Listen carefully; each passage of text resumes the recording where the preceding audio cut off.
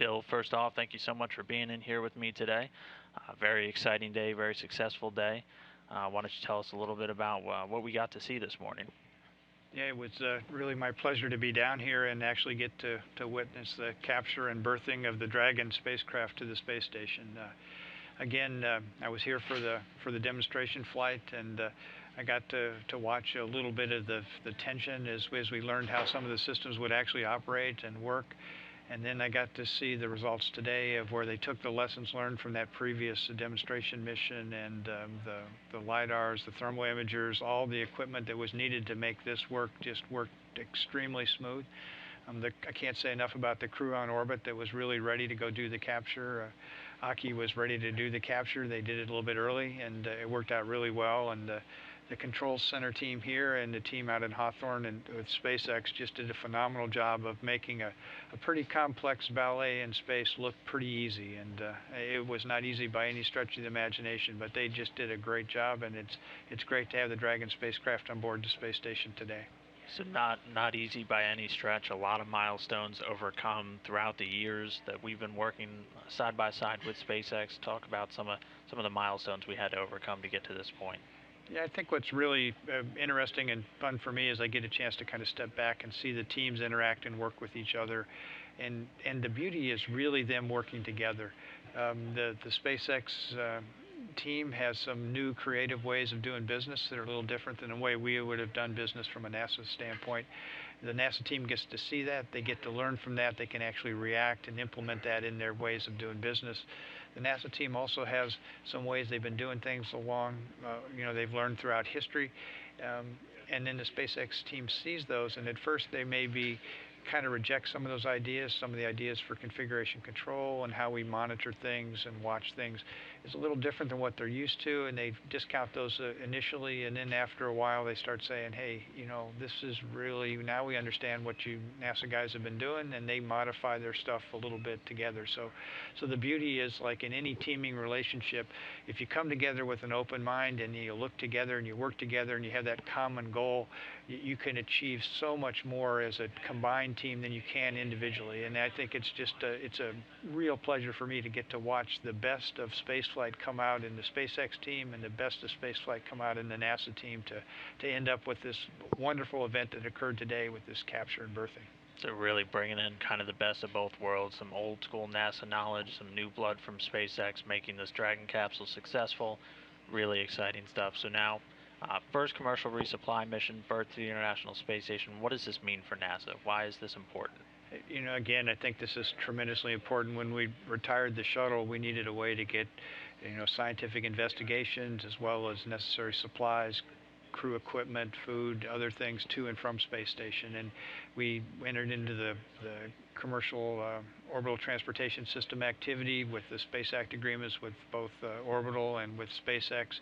Now this is the first commercial flight where we're buying essentially services to carry up things to orbit. And I think the thing we miss sometimes is the exciting cargo that is really on board this flight. There's some critical components that we needed to get launched to station. They're there. Probably the most important thing for this flight is this will allow us to return some samples from space station. There's a glacier freezer that's on board, as well as some cold packs that are in the Dragon capsule. We have 3 -85-degree freezers on board space station. We've not returned anything from those freezers since the shuttles quit flying last year, so they're stocked full of really precious blood samples for the crew, because we're trying to monitor how the blood chemistry changes over time during an expedition. There's also biological samples in there. There's also some plant samples where we had some plants that we've fixated to plants, and then we froze them in a -85-degree freezer. So these are unbelievably unique and precious specimens. They've been captured. The unique presence of space station, they're locked in these frozen samples, are potentially information that can reveal a lot about what microgravity is and how it works in a biological sense. So those are sitting up there. They're waiting to come home. They need a way to come home. Our freezers were starting to get full, so we're going to take approximately 1/3 of the samples that have been stored in those freezers on orbit, put them in this glacier freezer, and then get a chance to return them here to the Earth on the Dragon capsule at the end of the mission. So it's not only the upmass, but it's also given us the ability to return this precious cargo. So I look at the vision of where we were when we laid out this concept to go move forward, to bring in some commercial providers to provide services for us. There were a lot of skeptics at the beginning, but as evidence today, I think you're starting to see that this can work and can move forward.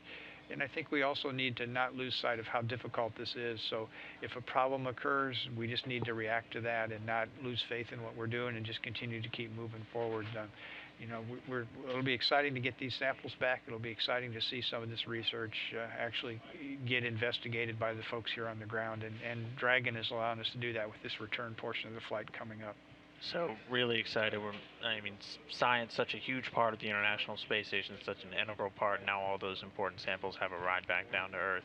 Talk a little bit earlier. You were telling me about some of the really cool science experiments that we have going on. Tell me a little bit about some of those. Yeah, what's going on station is we have an aquarium, a fish habitat that was launched on HTV, and it's been installed by Aki on board station. It's there, it's been checked out, it's ready to be operated and used. The fish are coming up on the Soyuz flight, and I was down here not only for the capture and berthing, but I was down here for the flight readiness review for the Soyuz flight. And on that Soyuz flight, we'll fly up some Makata fish that will actually inhabit the aquarium.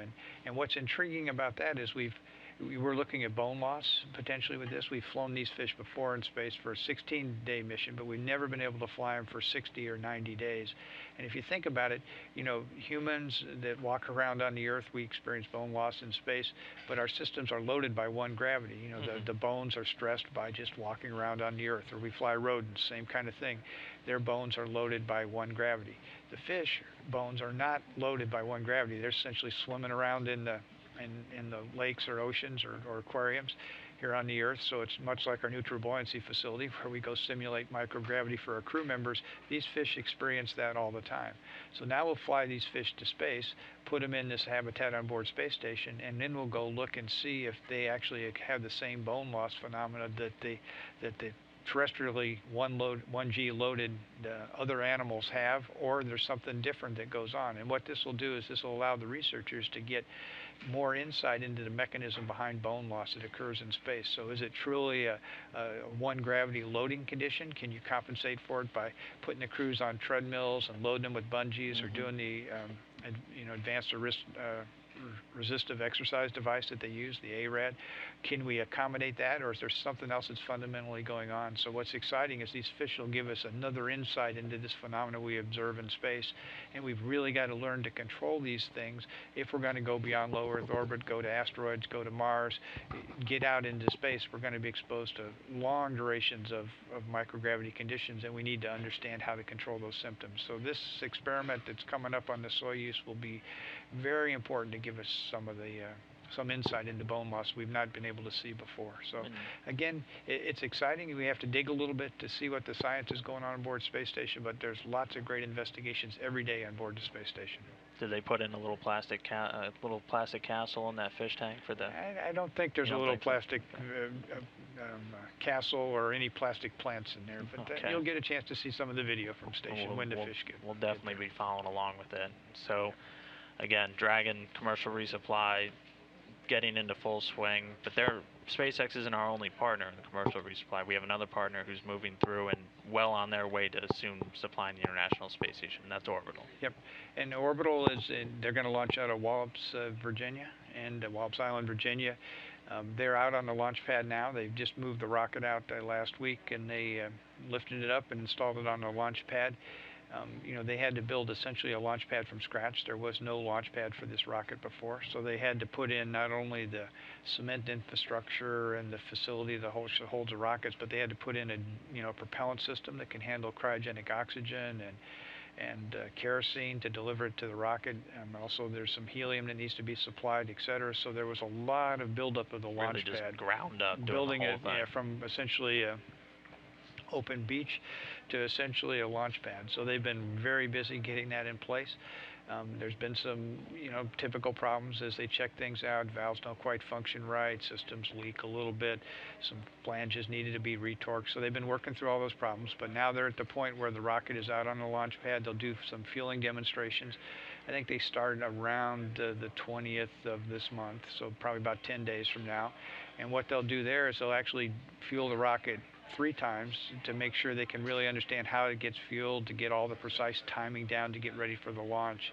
Then they'll do a hot fire test after that completes, and that'll verify that the hold down system works, the launch countdown software works, all those things work. And then they'll do a launch probably later this year, probably sometime in December, that will launch with a dummy Cygnus capsule on top. It'll be just to check out the launch system to make sure the rocket can operate, and we'll get to see that. And then they'll do their demonstration to station sometime next year in 2013. So again, I think they're making good progress. Lots of challenges as things seem mundane, but to deliver minus 420 some degrees Fahrenheit oxygen at the right conditions, and by right conditions, right pressure and flow rates and all these things, is not a trivial experiment at all. It's not trivial to get the launch pad Still ready. rocket science. It's still rocket science, and they'll work through those things. So we'll see how these demonstrations and field tests go over the next couple of weeks. But again, they're making good, solid progress and moving forward. They've got several rockets already at Wallops that are ready to go. They've got a couple Cygnus capsules that are there. So I think once they get through this kind of startup stuff, they'll be ready to go ahead and deliver cargo to station, which will be, again, another way to really effectively utilize station. And we really designed it that we need both of these companies. We can't do it just with SpaceX alone. We need both the cargo delivered by Orbital and by SpaceX to make station functional and get the research that we intended. So we're looking again for them coming online as soon as they're ready to come online. And again, I get to see the same NASA teams, maybe different teams, working with these folks, helping out up at with the Orbital team.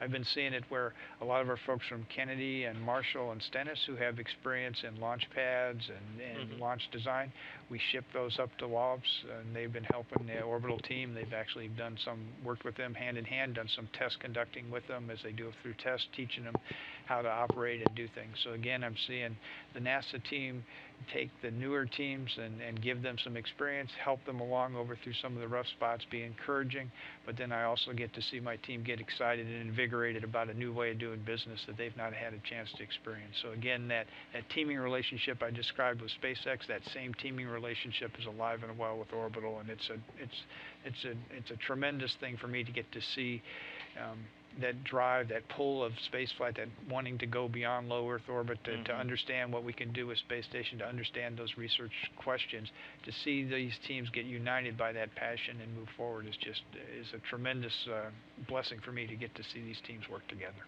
Really fascinating to see the synergies between the two teams and really spreading the knowledge out, getting as many people involved in spaceflight as we possibly can. Really exciting stuff. So, successful Dragon today. Anything else you'd like to say real quick? Not really. Again, I think, spend the time understanding what's going on with space station. I think here in the next couple days, there's some good passes of station going overhead, especially in the U.S. in Houston and also on the East Coast. So if you get a chance, go outside and watch this little white dot go overhead.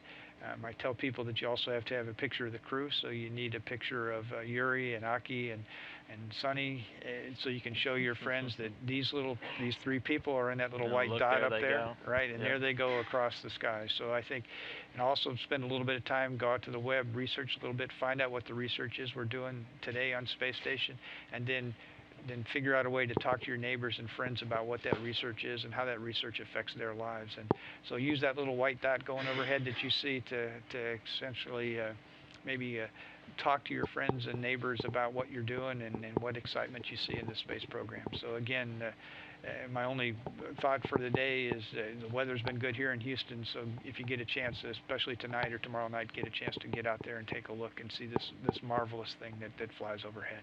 Absolutely, and it is amazing to see it too when you see it streaking across the sky and just thinking there are people living on that. It's been up there for 10 years. It's this modern marvel. It really is inspiring. Yep, and you can even say there's a Dragon capsule attached and to that little And there's a Dragon Yep. All right, well, Bill, thank you so much for being here today. Again, Bill Gerstenmaier, Associate Administrator for Human Exploration and Operations. Very successful day. It's been an honor. Okay, well, thank you very much. All right, thanks. Thanks.